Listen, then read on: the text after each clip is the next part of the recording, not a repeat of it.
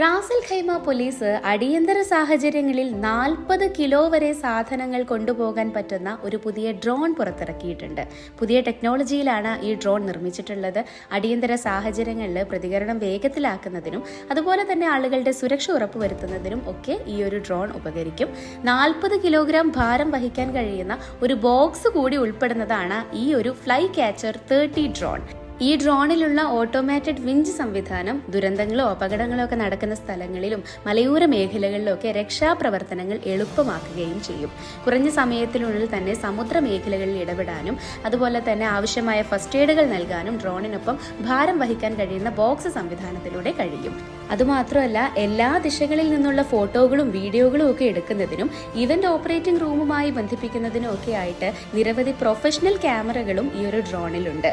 ഇത് വിവിധ പ്രതിസന്ധി ഘട്ടങ്ങളിൽ മുതൽക്കൂട്ടാകുമെന്നും റാസൽ ഖൈമ പോലീസ് മേധാവി Major General Ali Abdullah Alwan Al Nuaimi പറഞ്ഞു.